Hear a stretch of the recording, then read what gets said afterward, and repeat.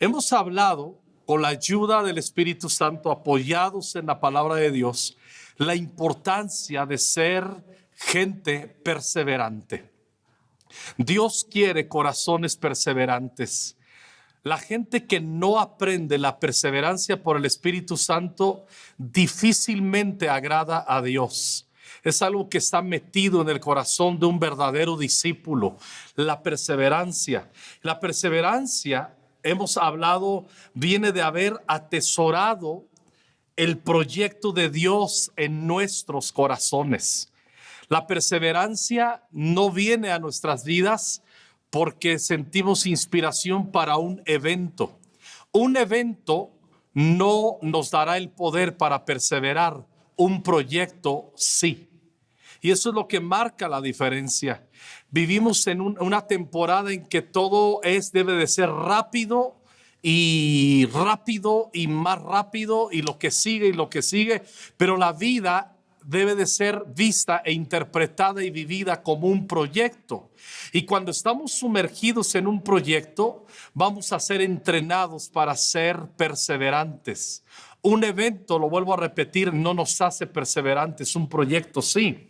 Y es lo que hablamos exactamente en Hebreos 12:2 de nuestro amado Maestro y ejemplo supremo, nuestro Señor Jesucristo. Hebreos 12:2, lo recuerdo, lo leo. Fijemos nuestra mirada en Jesús, pues de Él procede nuestra fe y Él es quien la perfecciona. Jesús soportó la cruz sin hacer caso de lo vergonzoso de esa muerte, porque sabía que después del sufrimiento tendría gozo y alegría y se sentó a la derecha del trono de Dios. Vamos viendo aquí, recordando que la perseverancia nos asegura recompensas, pero el paquete incluye sufrimientos y embates del enemigo. Tenemos que entenderlo así. Alguien que decide o que recibe la unción, mejor dicho, para ser perseverante, siempre en el paquete vendrán los sufrimientos, como ya meditamos hace 8 días acerca de Jesús, lo que le ayudó a Jesús para terminar esa obra en la cruz del Calvario, para salvarte a ti, para salvarme a mí, para asegurar una reconciliación con el Padre y vida eterna. Lo que llevó a Jesús hasta la cruz a ser obediente, como dice Filipenses, hasta la muerte y muerte de cruz, fue la perseverancia, porque sabía que había una recompensa. Pero antes de la recompensa, recordarás, hubo sufrimiento. Hay una visión, hay sufrimientos, hay recompensas. Pero la perseverancia es lo que nos lleva a ello. Quisiera que me acompañaras a leer 2 de Tesalonicenses, capítulo 1, versículo 3 al 6 y del 11 al 12. Lo repito, 1 de Tesalonicenses 1, del 3 al 6. El apóstol Pablo le dice esto a los tesalonicenses: amados hermanos, no podemos más que agradecerle a Dios por ustedes, porque su fe está floreciendo. Escucha bien, su fe está floreciendo y el amor de unos por otros creciendo. Esto quiere decir que estaban en un avivamiento y Pablo está alabando el avivamiento de los tesalonicenses. Versículo 4. Con orgullo les contamos a las demás iglesias de Dios acerca de la constancia.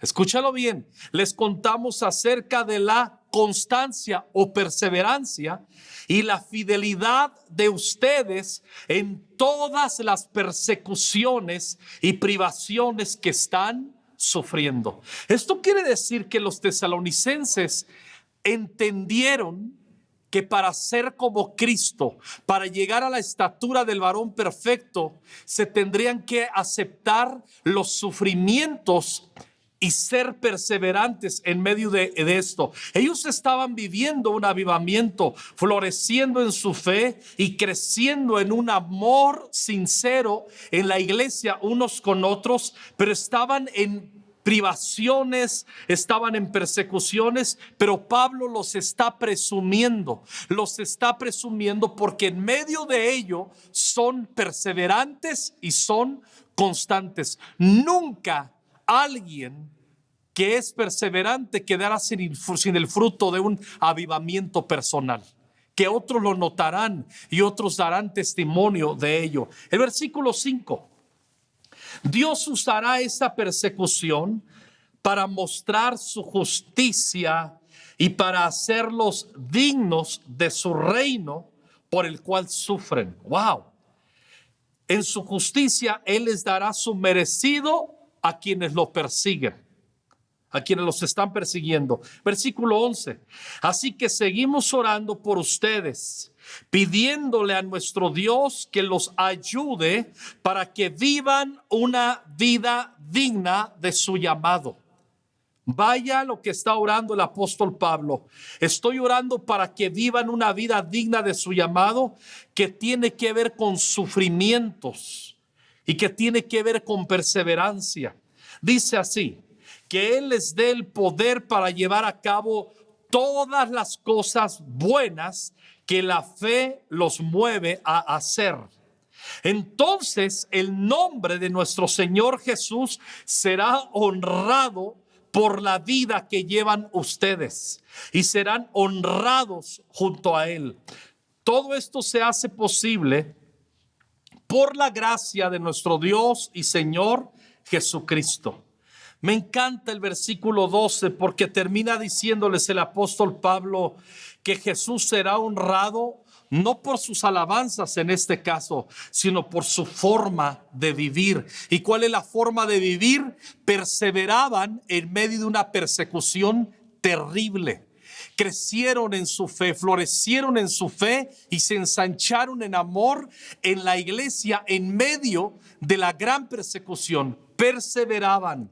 Pablo los presumió como constantes. Yo recuerdo también el Salmo 132, que estoy convencido que lo escribió Salomón. No tengo tiempo de demostrar cómo es que Salomón escribió este salmo, pero noten muy bien, está hablando de David, su padre. Salmo 132 dice así: Señor, acuérdate de David y de todo lo que sufrió. Estamos leyendo bien. Acuérdate de David. Está orando su hijo y dice: Señor, ¿puedes hacer memoria de mi papá? ¿Puedes hacer memoria de David, tu ungido? ¿Puedes hacer memoria de todo lo que sufrió? No olvides esa palabra, sufrió, sufrimiento. Y nota muy bien lo que hizo, versículo 2. Le hizo una promesa solemne al Señor. Le juró al poderoso de Israel. ¿Qué le juró? No iré a mi hogar, ni me permitiré descansar. No dejaré que mis ojos duerman, ni cerraré los párpados adormecidos, hasta que encuentre un lugar donde construir una casa para el Señor, un santuario para el poderoso de Israel. Esto quiere decir que tenía un sufrimiento, había perseverancia en su corazón, tuvo una visión. ¿Cuál fue la visión que tuvo David? Vio el arca del Señor abandonada, vio el arca del Señor descuidada, se dio cuenta que no le habían dado por años, por siglos, el interés que le debieron de haber dado. Él recibió esa visión. En su comunión con Dios entendió que necesitaba el arca estar en un lugar magnífico, en un lugar donde vinieran a buscar la presencia de Dios. ¿Y qué hizo entonces David? Se trazó una visión en su corazón y lo hizo un proyecto de vida. Voy a encontrar, voy a preparar, voy a hacerle un templo al Señor donde repose su presencia. Recordaremos, él no lo logró. No pudo lograr David construir ese templo, pero no porque le fue negado por Dios mismo al haber derramado tanta sangre. Él se cruzó de brazos, él no dijo, si no lo voy a ver yo, entonces ya no voy a echarle ganas. No, él perseveró a grado tal que aunque el profeta Natán le había dicho, tú no lo vas a hacer, pero te digo una cosa, tu hijo Salomón lo va a lograr. Tu hijo Salomón se le va a dar la bendición que edifique ese templo. Entonces trajo a los arquitectos, él ahorró de su tesoro personal, él provocó un avivamiento en aquellos que habrían de preparar toda la lana, todo el dinero, todos los proyectos a una generación que nunca vería el templo, ni siquiera el comienzo de los cimientos. Eso es un avivamiento. Logró meter una perseverancia a una generación para la próxima. Por eso está diciendo Salomón aquí, acuérdate de los sufrimientos de mi padre. Considera sus sufrimientos, mira la perseverancia que tuvo para aquello que tú le metiste a su corazón. Eso es un avivamiento. Alguien que tiene un corazón avivado siempre trabajará para los proyectos de Dios, siempre será perseverante. Aquí David dice, no cerraré mis párpados adormecidos, no dejaré que mis ojos duerman. Estaba consumido en su corazón por esta visión. Perseverar es sostenernos inamovibles en nuestras convicciones en medio del fuego cruzado. Eso es perseverar. Hace algunos años tuve la bendición, porque mi hermano Salvador, que gracias por sus oraciones, veo que en los blancos de oración estamos orando por mi hermano Chava, que se ha restaurado de su salud, de esa parálisis facial que sufrió. A los que no saben, por los que oran, es mi hermano mayor que está viviendo en Praga. Él tiene viviendo, parece 13 años allá. Se fue como misionero a un lugar, parece de 11 millones de habitantes. Escucha bien lo que voy a decir. Uno de los países o el segundo país más ateo de todo el planeta Tierra. Llegó ahí, comenzó a servir y en cierta ocasión tuve la oportunidad con mi pastor Vicente, les visitamos, es más, le hemos visitado 2 veces con Vicente, desde Francia hasta Praga, nos fuimos atravesando Alemania en auto, un tiempo increíble. Pero en uno de esos viajes me pasó una historia padrísima. Lo que pasa cuando viajas, te encuentras con cosas increíbles. Llegamos ahí a Praga y aprovechamos una mañana para ir a conocer algo de Praga. Es muy grande Praga y yo considero es mi segunda ciudad más favorita de las que conozco hasta ahorita. Es preciosa Praga, la ciudad de Praga. Pero cuando fuimos ahí al centro de Praga, encontré un lugar de la estatua de un hombre que cuando yo me paré ahí se me había ido la cabra al monte, se me había nublado mi pensamiento, pero era la tierra del famoso filósofo y teólogo Juan Hus. ¿Quién fue Juan Hus? Yo lo considero, bueno, no yo, es considerado el padre de la Reforma. Muchos dicen que Lutero, pero no. Yo estoy convencido, habiendo leído, que Juan Hus, 100 años antes, fue el precursor para Martín Lutero y la gran reforma protestante que se dio en Europa, que nos ha influenciado hasta esta época.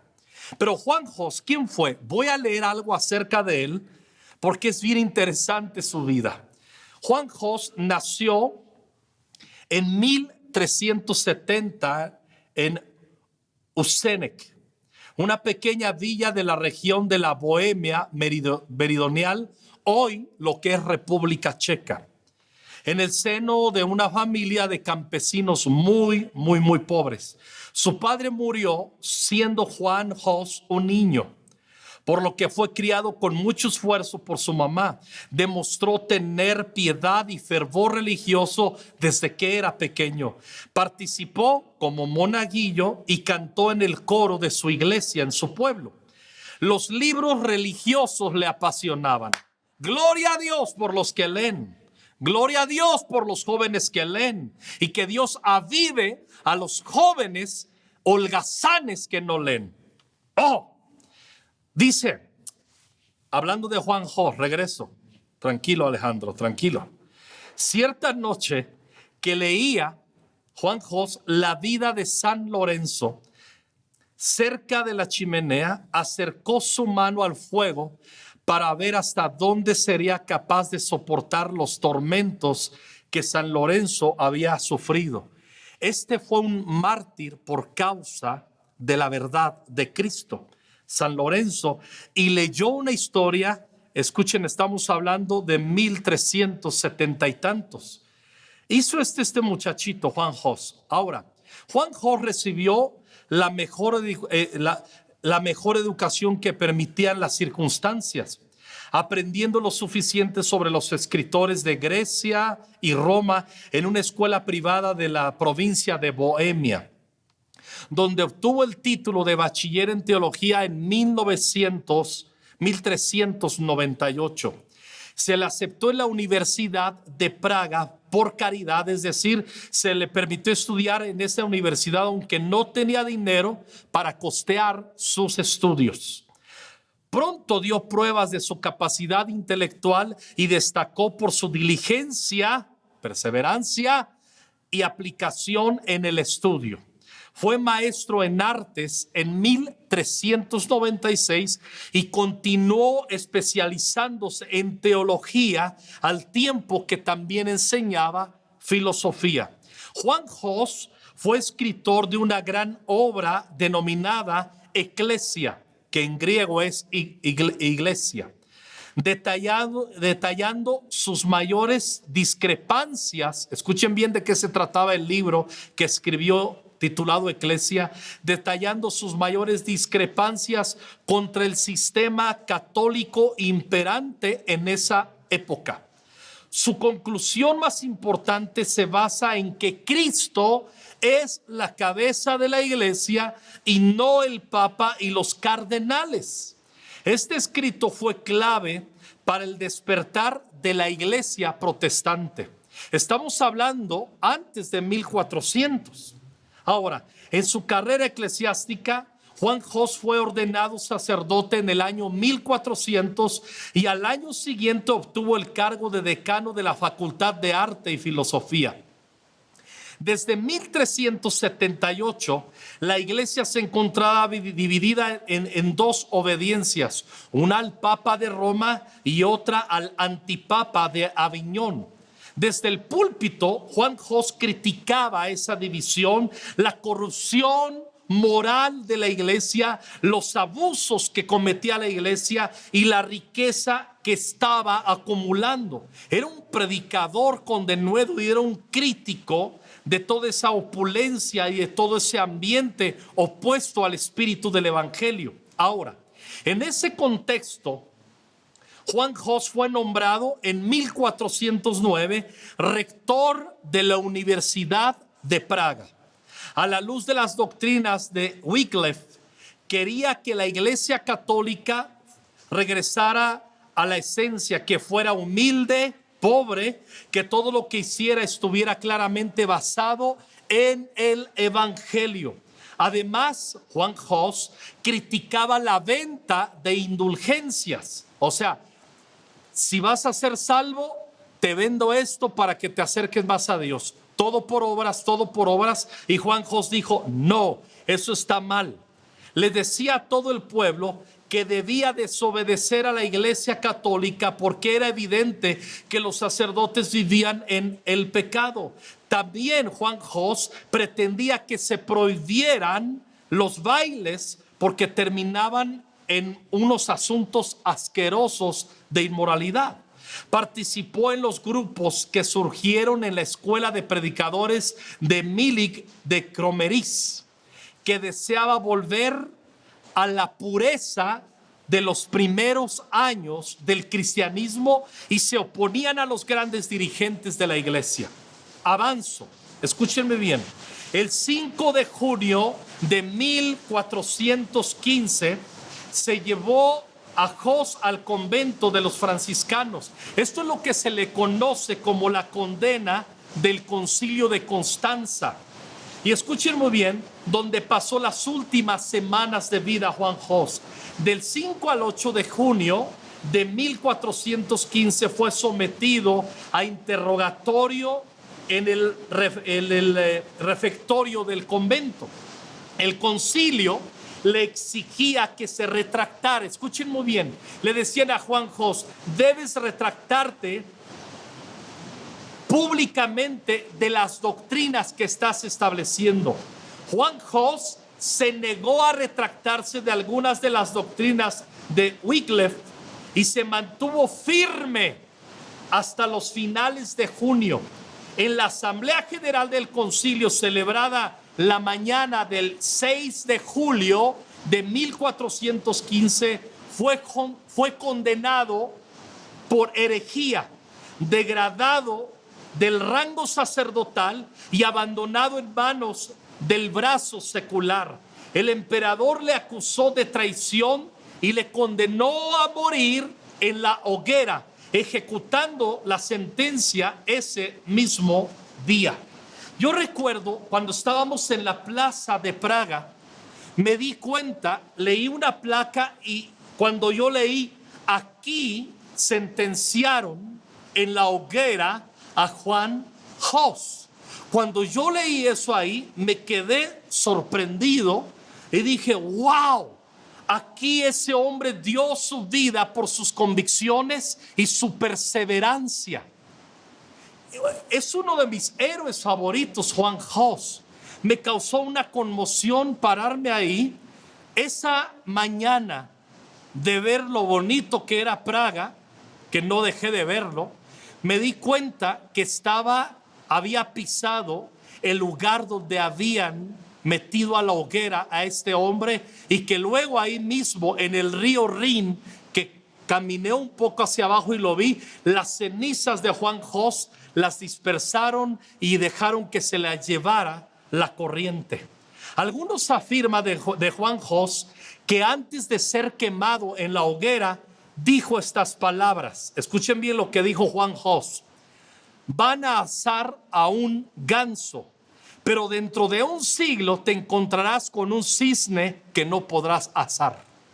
Habló una palabra profética sin él darse cuenta. Juan Hus, el apellido Hus es ganso. Entonces, cuando dijeron van a asar un ganso, poco antes de morir dice: pero dentro de un siglo encontrarás un cisne que no podrás asar. Los seguidores de la Reforma Protestante, escuchen bien lo que voy a decir, los seguidores de la Reforma Protestante suelen identificar a Martín Lutero con esas palabras, ya que 102 años después, Martín Lutero clavó sus 95 tesis de Wittenberg, y el escudo era unas armas figurando un cisne. Hus escribió en una carta de despedida a sus amigos: esto me llena de placer que hayan tenido que leer mis libros donde se manifiesta su maldad. También se han leído mis libros con más interés que las Sagradas Escrituras, porque querían encontrar en ellos sus falsas doctrinas. Juan Hus murió con amigos. En la hoguera lo quemaron con todos sus libros y con toda su obra. Fue un hombre precursor de la Reforma Protestante en Europa, que ha cambiado y que ha conmocionado el mundo, y que ahora que estamos leyendo y meditando en el libro de Romanos, nos damos cuenta que el evangelio ha llegado a millones de personas gracias a la perseverancia de un Juan Hus y de un Martín Lutero. Ahora también en la semana leímos de este hombre llamado Nehemías. Qué fascinante es leer el libro de Nehemías. y darnos cuenta que fue un hombre que tenía una perseverancia impresionante. Nos damos cuenta en los primeros capítulos de Nehemías, y con esto quiero terminar. En el capítulo 1, cuando Nehemías viaja a Jerusalén a intentar comenzar la obra de restauración, Nehemías caminó sobre escombros, lo recordarán en el capítulo 1. Y mientras Nehemías caminaba sobre escombros, a grado tal que en el caballo que iba montado se tuvo que bajar, porque entre tanto escombro ese caballo no podía andar, y él a pie comenzó a observar cómo era posible que una ciudad de tanta gloria había sido reducida a escombros. Yo les confieso que seguramente yo me hubiera desanimado ahí.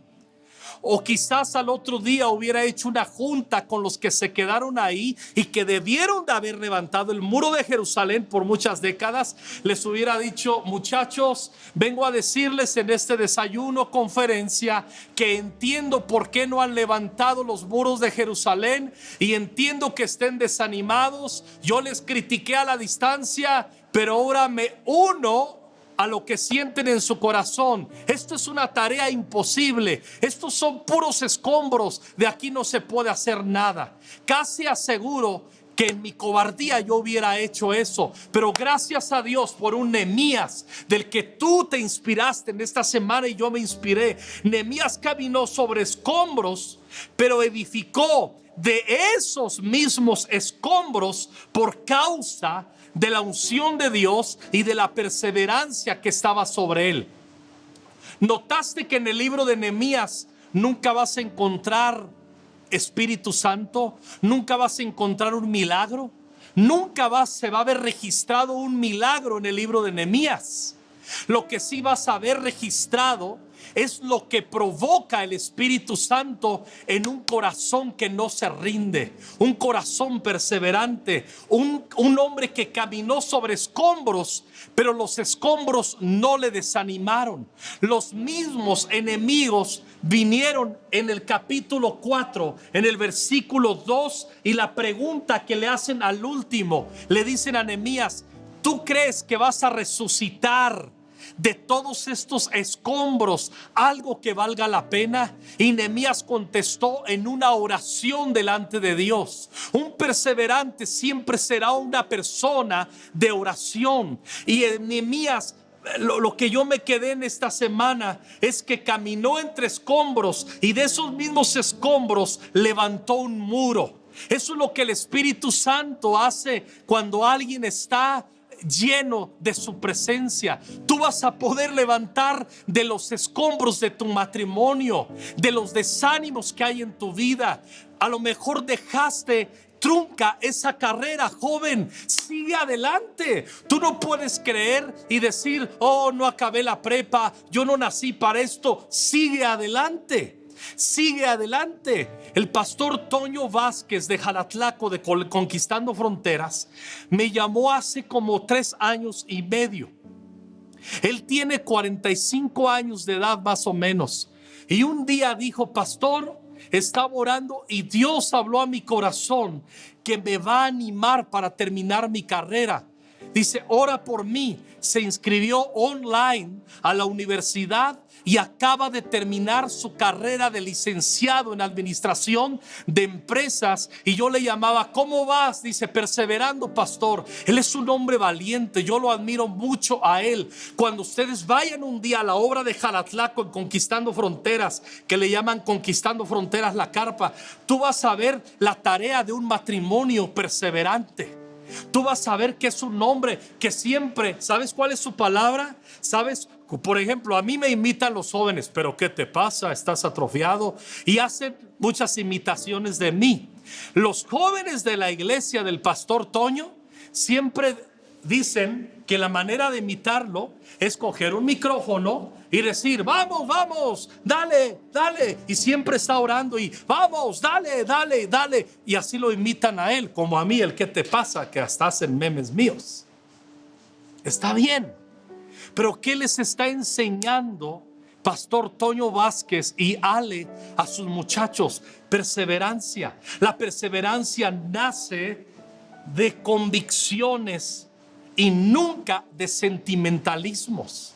Escucha bien, basta ya de que tu vida de fe la estés fundamentando porque te vas a ir a la ruina por cómo te sientes o cómo amaneciste. La perseverancia nace de convicciones y nunca de sentimentalismos. Nunca lo olvides. Una visión en realidad es el movimiento que tienes en tu vida por causa de convicciones que nunca se mueven. Ahí te pones como Daniel en Babilonia. Hay convicciones, vas para adelante, te permaneces fiel. La perseverancia no es seguir adelante porque me siento cómodo y las condiciones me son favorables. Un perseverante entiende que hay sufrimiento. Un perseverante entiende que habrá luchas. Un perseverante sabe que tiene que caminar sobre escombros, pero de esos mismos escombros sobre los que está caminando, saben que son su materia prima para la visión, concretar la meta y la visión que Dios le ha dado. Iglesia, tenemos que seguir adelante. Hay que seguir adelante predicando el evangelio. Lucha en tu matrimonio. Lucha por regresar el corazón de comunión hacia Dios. Lucha por regresar la comunión de corazón de padres a hijos, de hijos a padres. Lucha para seguir estudiando. Persevera en tu fe, como leímos que lo hacían los tesalonicenses y que Pablo presumía de ellos, porque eran perseverantes en medio de unas condiciones de persecución terribles. Pero Dios le recordó, Dios va a vengar a todos aquellos que los están persiguiendo. Y Pablo los alaba porque son gente inamovible, porque son perseverantes. Ahí en tu lugar levanta tus manos. Padre, oro en el nombre de Jesús. Levanta tus manos ahí en donde estás. Otra vez volvemos a pedir una fresca unción de tu Espíritu Santo para ser familias, para tener corazones como Juan Jos, perseverantes. Ese hombre, Señor, que aún dio su vida por guardar sus convicciones, por denunciar lo que estaba mal. Danos el corazón de Juan Jos para no tenerle miedo a la hoguera ni a la persecución, y aún dar nuestras propias vidas por causa del reino y por causa del evangelio. Saca la cobardía de nuestro corazón. Ahí díselo en tu corazón: quita la cobardía de mi corazón, hazme perseverante. Ahí pónganse en pie en su casa, y en este mismo momento echamos fuera todo espíritu de flojera, todo espíritu que nos hace sentirnos o sabernos postrados. No lo aceptamos, lo echamos fuera del hogar, lo echamos fuera de la cultura familiar ancestral. Echamos fuera esos demonios que están atando nuestros hogares, nuestras mentes y nuestras casas. Fuera en el nombre de Jesús. Échenlo, échenlo. Dios te llamó como familia a perseverar y a estar firme en la fe. Cristo está en medio de ti. Tu familia fue llamada, como en el Salmo 132, para que seas un colaborador de los proyectos de Dios. No fuiste a ser un relleno, no naciste de nuevo para ser un relleno cremoso. Dios te llamó para que fueras parte clave en el reino inconmovible al cual pertenecemos. Que Dios te bendiga, que Dios fortalezca tu casa, que Dios haga que florezca tu fe, la de tus hijos, la de tus nietos, en el nombre de Jesucristo.